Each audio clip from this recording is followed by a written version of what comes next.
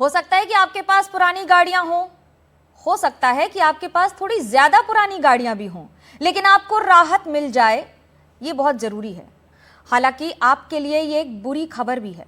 अगर आप ऐप आधारित टैक्सियों का इस्तेमाल करते हैं तो आपके जेब पर बोझ बढ़ने वाला है। देखिए ये रिपोर्ट।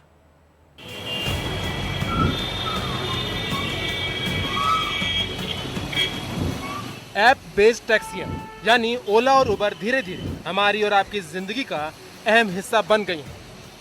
आप भी अक्सर या रोज इन सर्विस का इस्तेमाल करते ही होंगे, लेकिन आपका टेंशन बढ़ेगा। केंद्र सरकार ने मोटर व्हीकल एग्रीगेटर गाइडलाइंस 2025 जारी की है, जिसके तहत ओला, उबर, रैपिडो और इन ड्राइवर जैसी कैब कंपनियों को पीक आवर्स में बेस किराए को 2 गुना वसूलने की अनुमति दी गई है। पहले यह सीमा 1.5 गुनी थी। मान लीजिए दिल्ली में एक कैब का बेस किराया 100 रुपए प्रति 5 किलोमीटर है।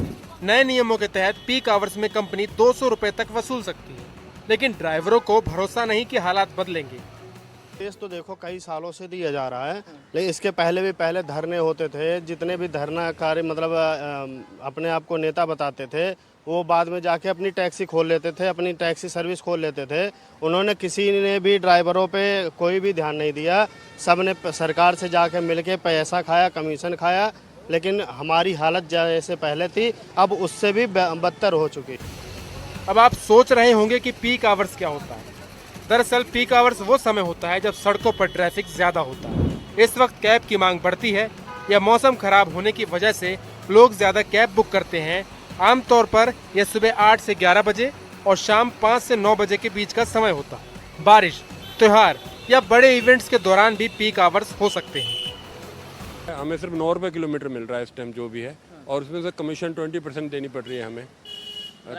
20% कमीशन काटते हैं। हाँ, 20-22% ज़्यादा, जैसे उनका तुक्का लगता है वैसे काटते हैं लोग। इक्वल नहीं काटते हैं, कभी ज़्यादा कभी कम करते हैं, लेकिन 20% तो ऊपर ही काटते, कम नहीं काटते हैं। अब 1000 रुपये अगर कमाना है आपको तो कितना घंटे चलाना पड़ता है? हम सुबह निकलते हैं, देखिए 7 बजे सुबह निकलते हैं और रात के 11 बज जाते हैं। लेकिन अगर देखो गाड़ी का सब कुछ मिला के, टैक्स वैक्स काट के और ये मिला के, तो 1000 रुपये भी नहीं बचता हमारे पास। नए नियमों के मुताबिक नॉन पीक आवर्स यानी जब मांग कम होती है तब भी किराया बेस किराए का कम से कम 50% होगा।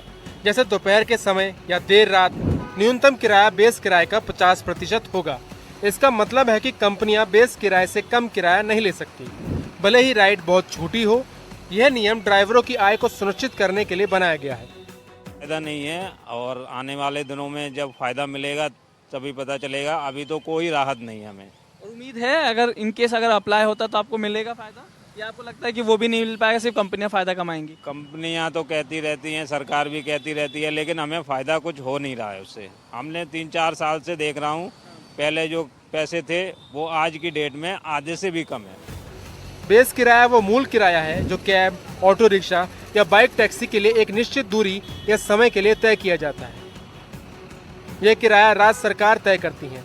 बेस किराया शहर, वाहन के प्रकार और स्थानीय परिस्थितियों पर निर्भर करता है। एनडीटीवी इंडिया के लिए दिल्ली से अश्वनी सिंह की रिपोर्ट।